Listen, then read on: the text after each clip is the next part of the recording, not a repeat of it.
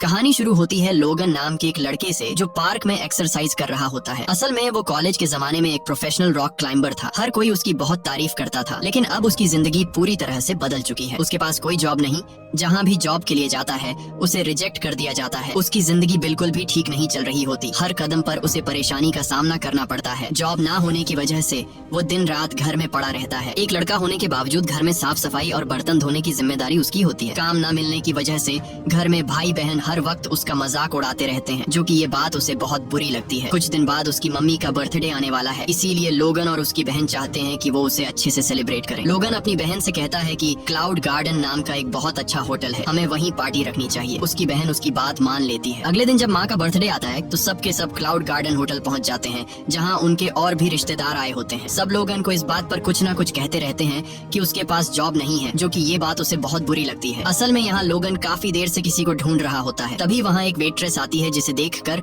लोगन बहुत खुश हो जाता है। उस वेट्रेस का नाम यूवी होता है, जो कभी लोगन के साथ कॉलेज में उसी की क्लास में पढ़ा करती थी। वो भी लोगन की तरह एक रॉक क्लाइंबर है, लेकिन पिछले 5 साल से उन दोनों ने एक दूसरे से बात नहीं की। लोगन यूवी को बहुत पसंद करता है और यही वजह थी कि उसने अपनी बहन को सजेस्ट किया था कि पार्टी इसी होटल में रखे, क्योंकि उसे पहले से पता था कि यूवी यहाँ जॉब करती है। अब वो यूवी को देखकर मुस्कुराता है, क्योंकि काफी देर से वो सिर्फ उसी को ढूंढ रहा था। यूवी उसे देखकर हैरान हो जाती है। ये दोनों बाहर बात करने जाते हैं, जहाँ बातों ही बातों में यूवी उससे पूछती है कि आजकल तुम क्या जॉब कर रहे हो। लोगन झूठ बोल देता है कि वो एक बड़ी कंपनी में मैनेजर है। असल में वो यूवी को सच नहीं बताना चाहता कि उसके पास कोई काम नहीं। तभी यूवी का बॉस उसे बुलाता है, जो हमेशा यूवी के साथ फ्लर्ट करता है, और यूवी अपने बॉस से बहुत परेशान थी, लेकिन वो मजबूर थी क्योंकि ये होटल उसके फादर का है, इसलिए वो उसके किसी भी ऑर्डर से इनकार नहीं कर सकती थी, क्योंकि अगर वो उसकी बात नहीं मानती तो वो उसे काम से निकाल देता। अब अगले सीन में शहर के बीचों बीच एक ट्रक को रुकते हुए दिखाया जाता है, जिसमें से एक आदमी निकलकर उसका वॉल खोल देता है, जिसके अंदर से जहरीली गैस बाहर निकलती है और धीरे धीरे पूरे शहर में फैलना शुरू हो जाती है। ये गैस बहुत जहरीली होती है। जो भी इस जहर के चपेट में आता है उसका दम घुटना शुरू हो जाता है, और इस तरह से कई लोग मर जाते हैं। अब पूरे शहर में हड़कंप मच जाता है। सब लोग यहाँ वहाँ भागने लगते हैं। तभी एक गाड़ी होटल से आकर टकरा जाती है, जिसकी वजह से एक जोरदार ब्लास्ट हो जाता है। लोगन मजे से अपनी फैमिली के साथ मम्मी का बर्थडे सेलिब्रेट कर रहा होता है और उसे बाहर के हालात का कुछ पता नहीं होता। लेकिन जैसे ही ब्लास्ट होता है सब लोग होटल के अंदर डर जाते हैं। वो अपनी पूरी फैमिली के साथ बाहर आता है और देखता है कि चारों तरफ अफरा तफरी मची है, लोग भाग रहे हैं और वही जहरीली गैस उनकी तरफ बढ़ रही है। यूवी सबको कहती है कि हमें होटल के ऊपर वाले फ्लोर पर जाना चाहिए। सब जल्दी से अंदर चले जाते हैं, लेकिन तभी लोगन देखता है कि उसकी बड़ी बहन जो आने में लेट हो गई थी, वो सामने एक कार में बैठी है। वो उसे आवाज देता है, जल्दी इधर आओ। लेकिन जब वो आ रही होती है तो अचानक गिर जाती है और जहरीली गैस की चपेट में आ जाती है, जिससे वो बेहोश हो जाती है। लोगन अपनी सांस रोककर उसके पास जाता है और उसे उठाकर होटल के अंदर ले आता है, जिससे उसकी जान तो बच जाती है, लेकिन उसे सांस लेने में तकलीफ हो रही होती है। लोगन एम्बुलेंस को कॉल करता है, लेकिन उसे बताया जाता है कि जहरीली गैस की वजह से शहर की सारी एम्बुलेंस बंद हो चुकी है। अब सिर्फ हेलीकॉप्टर्स काम कर रहे हैं। वो यूवी के साथ बिल्डिंग के टॉप से पूरे शहर को ऊपर से देखता है। वो दोनों देखते हैं कि जहरीली गैस पूरे शहर में फैल चुकी है और अब जहरीली गैस धीरे धीरे ऊपर की तरफ आ रही है। लोगन सबको कहता है कि हमें जल्दी से बिल्डिंग की छत पर जाना होगा, लेकिन उसकी बहन की हालत इतनी खराब होती है कि वो चल नहीं पाती, इसलिए वो कुछ कपड़ों को जोड़कर एक स्ट्रेचर बनाता है और कुछ लोगों की मदद से अपनी बहन को ऊपर ले जाता है। लेकिन जैसे ही वो ऊपर पहुंचते हैं उन्हें पता चलता है कि ऊपर वाला दरवाजा लॉक है और उसकी सिर्फ एक चाबी है जो नीचे रिसेप्शन पर रखी है। जब वो ऊपर से नीचे देखते हैं जहाँ रिसेप्शन है, तो वहाँ उन्हें गैस के सिवा कुछ नजर नहीं आता। ये देखकर सब बहुत परेशान हो जाते हैं। नीचे जाने का मतलब मौत है। अब वो नीचे के फ्लोर पर जाते हैं, जहाँ टीवी पर न्यूज चल रही होती है और न्यूज में उन्हें बताया जाता है कि ये गैस पूरे शहर में फैल चुकी है। अगर कोई गैस की चपेट में आ चुका है तो सांस धीरे धीरे लेना चाहिए, क्योंकि इस तरह वो बंदा 15 मिनट तक सरवाइव कर सकता है। और अगर तुम्हारे पास मास्क है तो फौरन पहन लो, शायद तुम्हारी जान बच जाए। बिल्डिंग के हर कोने में ढूंढने के बाद उन लोगों को 3 मास्क मिल जाते हैं, मगर मसला सिर्फ मास्क ढूंढना नहीं था। अब बारी थी नीचे रिसेप्शन में जाकर चाबी लाने की, ताकि वो चाबी लाकर दरवाजा खोलें और छत पर जा सकें, जहाँ से उन्हें रेस्क्यू किया जा सकता है। लोगन को कुछ समझ नहीं आ रहा होता। वो किसी तरह से कोई दूसरा रास्ता ढूंढना चाहता था। तभी वो देखता है सामने एक और बिल्डिंग है। वो सोचता है कि किसी न किसी तरह वो सामने वाली बिल्डिंग पर जाएगा और वहाँ से अपनी बिल्डिंग की ऊपर जाकर दरवाजा बाहर से खोलेगा, क्योंकि वो वाला दरवाजा बाहर से भी खोला जा सकता है। अब जो सामने एक शीशे की खिड़की होती है, लोगन पत्थर से उसे तोड़ देता है, फिर अपने शरीर पर रस्सी बांध लेता है। अब उसका प्लान था रस्सी की मदद से सामने वाली बिल्डिंग पर जाना। वो इस काम में पहले से प्रोफेशनल था, क्योंकि कॉलेज के दिनों में ये बंदा टॉप का रॉक क्लाइंबर रह चुका होता है। लोगन को ऐसा करते देख उसके पेरेंट्स उसे मना करते हैं, मगर लोगन पीछे नहीं हटता, क्योंकि उसे पता है कि ये लोग बच्चे सोचेंगे तो बस इसी तरीके से। अब वो एक बिल्डिंग से दूसरी बिल्डिंग की तरफ लंबा जंप मारता है। उसकी किस्मत अच्छी होती है कि वो सामने की पाइप को पकड़ लेता है। रस्सी का दूसरा सिरा बांधकर बिल्डिंग के डिजाइन को पकड़ के ऊपर चढ़ना शुरू कर देता है। उधर उसका कजन भी होता है जो पहले उसे जॉब ना मिलने की वजह से ताने दिया करता था। अब वो ये सब देखकर हैरान रह जाता है और फौरन मोबाइल से लाइव स्ट्रीम शुरू कर देता है। लोगन ऊपर की तरफ जा रहा होता है तो रस्सी की लिमिट खत्म हो जाती है। अब लोगन अपने शरीर से रस्सी खोल देता है ताकि आगे बढ़ सके। ऐसा करना बहुत ही रिस्की होता है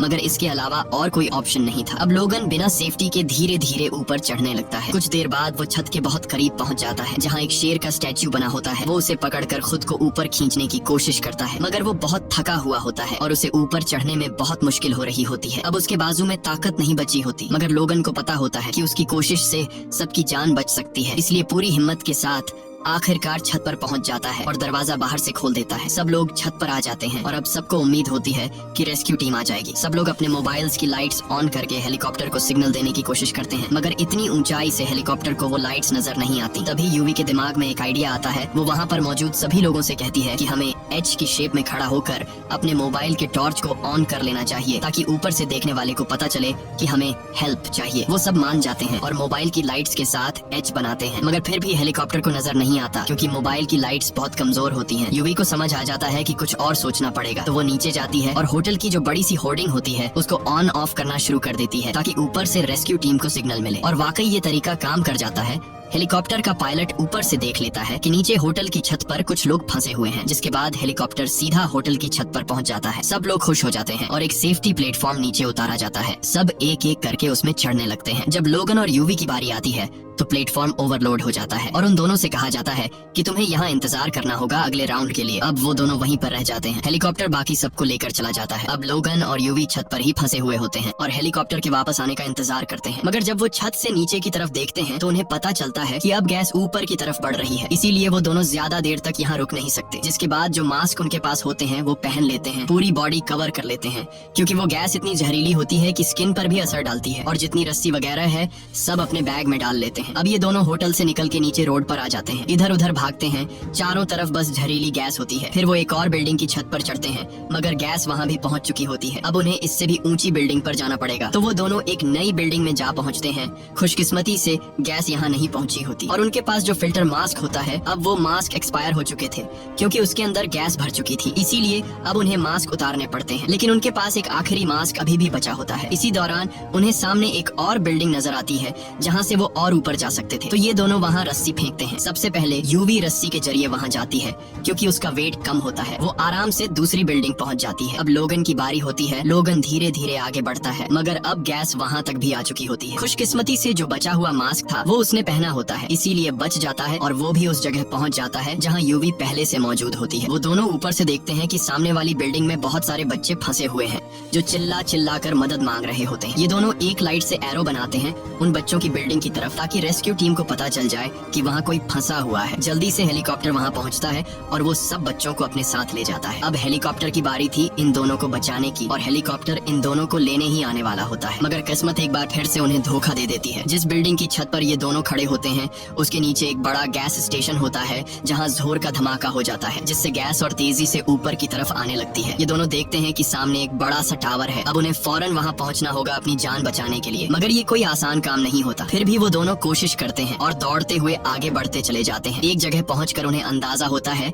कि आगे बढ़ना अब मुमकिन नहीं, अब तो उनकी मौत पक्की है। दोनों एक दूसरे को गले लगा लेते हैं क्योंकि दिल ही दिल में वो एक दूसरे को बहुत पसंद करते थे मगर कभी एक दूसरे को बताया नहीं। उधर एक ड्रोन उन्हें शूट कर रहा होता है जिसकी वजह से पूरा शहर ये सब कुछ देख रहा होता है। इसके बाद और भी ड्रोन वहाँ आ जाते हैं जो उनकी मदद करने आए होते हैं। दोनों को एक बार फिर से जिंदा रहने की उम्मीद मिल जाती है। ये दोनों ड्रोन की मदद से रस्सी एक दूसरी बिल्डिंग में फंसा देते हैं और उस रस्सी से दूसरी बिल्डिंग पर जाने की कोशिश करते हैं मगर जब ये दोनों रस्सी के बीच में पहुंचते हैं तो वहाँ फंस जाते हैं। अब न आगे जा सकते हैं और न ही पीछे और गैस भी ऊपर तेजी से आ रही होती है। जो रस्सी दूसरी तरफ बंधी होती है वो भी ढीली होने लगती है, इसलिए एक रस्सी को काटना पड़ता है मगर जैसे ही एक रस्सी कटी तो दूसरी रस्सी भी अपनी जगह से हट जाती है और दोनों के दोनों नीचे गिर जाते हैं। पूरा शहर अपने मोबाइल पर ये मंजर देखता है। सबके सब बहुत दुखी होते हैं क्योंकि इन दोनों ने बहुत बहादुरी से कई लोगों की जानें बचाई। रेस्क्यू हेलीकॉप्टर उनके करीब आ ही रहा होता है मगर उससे पहले वो दोनों नीचे गिर चुके होते हैं। हेलीकॉप्टर वापस जाने लगता है मगर फिर रेस्क्यू टीम को पता चलता है कि टावर पर कोई लटका हुआ है और जैसे ही हेलीकॉप्टर उनके करीब जाता है